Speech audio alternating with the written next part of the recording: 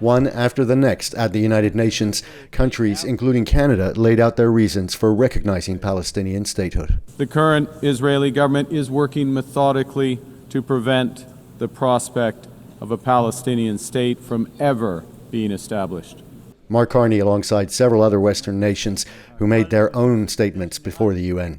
Nous sommes là car le temps est venu. The time has come, said French President Emmanuel Macron, joining a wave of other nations, including from the European Union and the Arab League. I told them that when they voted on this resolution, that it's a theater. Israel and the U.S. stayed away.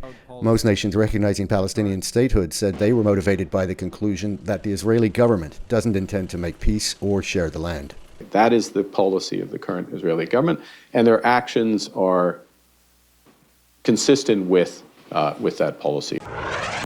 This comes as Israel's war in Gaza escalates with the systematic demolition of homes, schools, water systems, and medical facilities. And in the West Bank, the Israeli army and settlers are also on the offensive, while the Israeli government announces new settlements. Israeli ministers continue to talk openly about the removal of all Palestinians from both territories.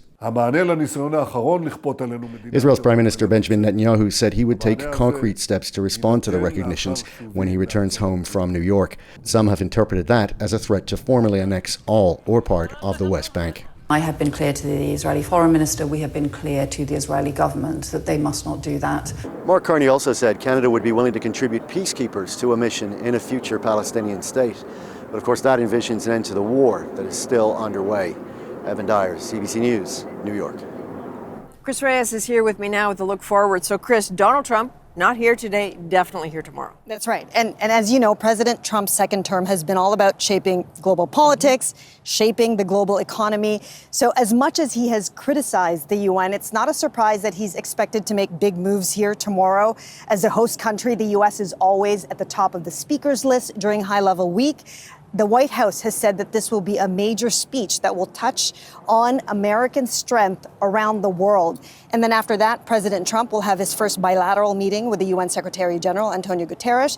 He'll also be meeting with President Zelensky and other leaders. Okay, a lot to watch for. What in particular will you be listening for? So Trump gave a speech every year of his first term, and the difference in this second term is that he is actually now someone that leaders are trying to court, appease, please. One of his first appearances here at the United Nations, he famously bragged about being the most accomplished U.S. president in history, and the room laughed at him.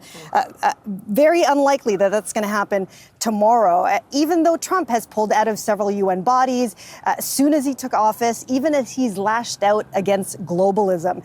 What I'll really listen for is whether Trump will offer a vision for this institution that he says doesn't work well, but has a lot of potential. Okay, lots to follow. All right, Chris Reyes, thank you. Thank you.